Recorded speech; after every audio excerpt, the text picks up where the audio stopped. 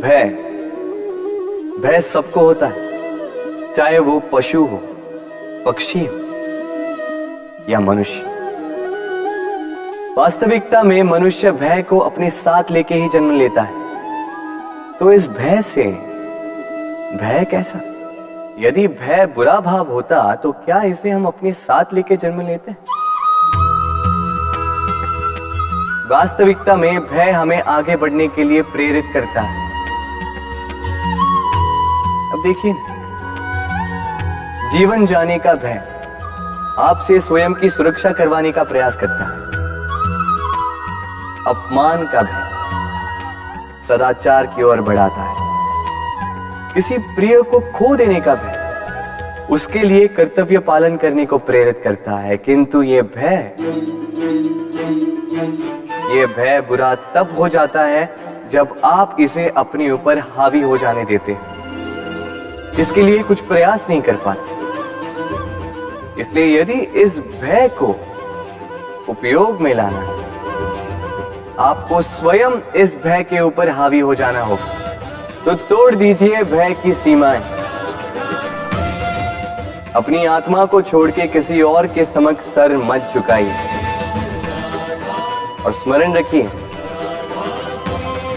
जब अंधकार से डरना छोड़ दोगे तभी दीपक बनकर प्रकाश दे पाओगे। राधे राधे।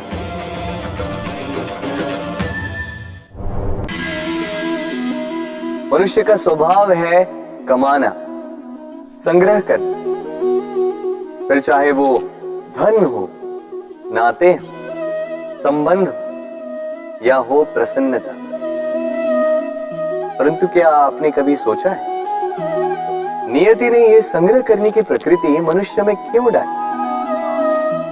एक बीज से पौधा पनपता है, उसके भोजन से फल संग्रहित होता है। क्यों? इसलिए ताकि वृक्ष उसे स्वयं खा सके? नहीं, बल्कि इसलिए ताकि वो भूखे जीवों में बांट सके। अब आप पूछेंगे कि इसमें वृक्ष का क्या लाभ? लाभ है, क्योंकि जो बांटता है वो मिटता नहीं। जो फल ये जीव खाते हैं वो उसके बीजों को वातावरण में बिखेर देते हैं, जिससे जन्म लेते हैं नए वृक्ष। उसकी जाति, उसका गुण, उसकी मिठास अमर हो जाती है। इसलिए स्मरण रखिएगा, अमीर होने के लिए एक एक क्षण संग्रह करना पड़ता है, किंतु अमर बनने के लिए एक एक कण बांटना पड़ता है। राधे राधे। संसार में सबसे बड़ी शक्ति क्या है? अब आप में से कुछ कहेंगे शस्त्र की, कुछ कहेंगे शास्त्र की, कोई कहेगा बुद्धि की, तो कोई कहेगा बल की। किंतु ये सब अधूरे हैं। संसार में सबसे बड़ी शक्ति है मित्रता। यदि सच्ची मित्रता प्राप्त हो जाए तो वही सबसे बड़ा धन है। जब आप कठिनाइयों में होंगे तो मित्रता शस्त्र बनकर सहायता करेगी। मार्ग भटक जाओगे तो मित्रता शास्त्र बनकर आपको राह दिखाए। षड्यंत्र में फंस जाओगे तो बुद्धि बनकर बाहर निकालेगी। अकेले हो जाओगे तो ममता बनकर साथ निभाएगी। तो यदि इस संसार में कुछ कमाना है तो धन नहीं, मित्रता कमाओ। और स्मरण रखिएगा, यदि इस संसार में मित्र बनाना आपकी सबसे बड़ी दुर्बलता है तो आप इस संसार के सबसे शक्तिशाली प्राणी हैं। राधे राधे। जब से मनुष्य जाति का अस्तित्व बना है तभी से युद्ध भी अस्तित्व में आया। युद्ध जो कभी धन का द्वंद्व बनकर सामने आता है तो कभी सुरक्षा का हथियार बनकर, कभी विजय की भूख के लिए तो कभी पराजय टालने के लिए। किंतु वास्तविकता तो यही है कि यदि आपको आगे बढ़ना है तो बाधाओं से युद्ध तो करना होगा, परंतु युद्ध के लिए सज्ज रहना इतना महत्वपूर्ण नहीं है जितना महत्वपूर्ण है यह समझना कि युद्ध को टाला कब जा सकता है, क्योंकि सबसे सफल युद्ध वही होता है जो कभी लड़ा ही ना जाए। आप युद्ध में विजय प्राप्त करके स्वयं का मान तो बढ़ा लो, किंतु अपना बल खो दो। इसलिए जहां तक हो सके युद्ध को टालो, इस शक्ति को संग्रहित रखो, ताकि जब ये युद्ध धर्म बन के सामने आए आप उससे पूरे बल के साथ लड़ सको। राधे राधे। बड़ी ही विचित्र कृति है ये मन। शरीर के किस अंग में बसता है कोई नहीं जानता, किंतु संपूर्ण शरीर इस मन की इच्छा साकार करने के लिए प्रयास करता रहता है। अब यदि मन कुछ खाने का करे तो व्यक्ति उसकी मनोउपनो की इच्छा साकार करने का माध्यम ढूंढता रहता है।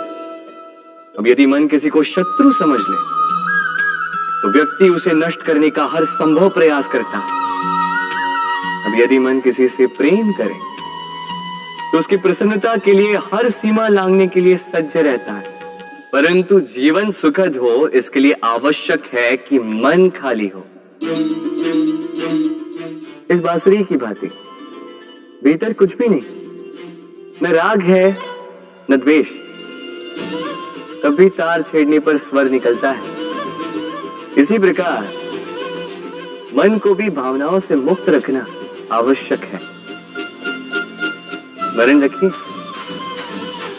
मन में कुछ भर के जियोगे तो मन भर के जी नहीं पाओगे। राधे राधे।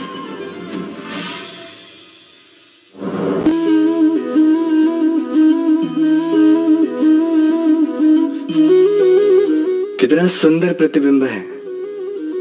इसका कारण क्या है? मेरा रूप सुंदर है या ये जल स्वच्छ है?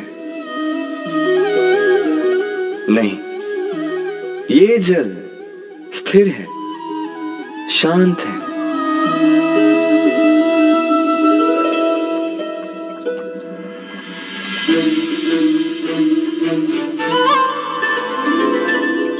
अंतर देख रहे हैं आप? वही जल है, वही रूप है,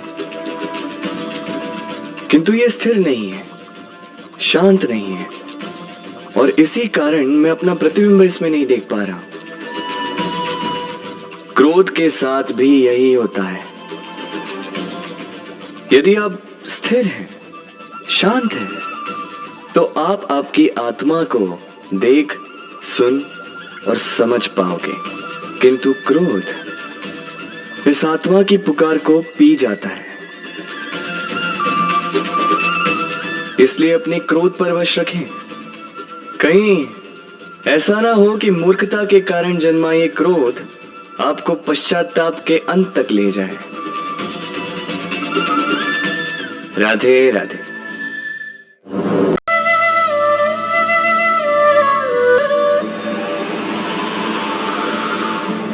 एक पिता के लिए उसकी संतान उसका गर्व है, उसका अहंकार है, और संतान के लिए उसके पिता उसका आदर्श, उसकी प्रेरणा।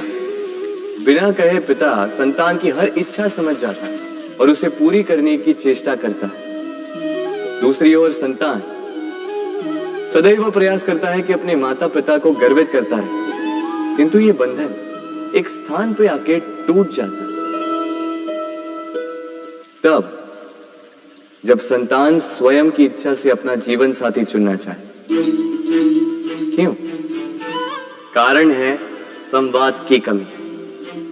जब बात आती है संतान के विवाह की, तो माता पिता सोचते हैं कि इसमें संतान से क्या पूछना, हम उसके लिए कुछ अनुचित तो चाहेंगे नहीं।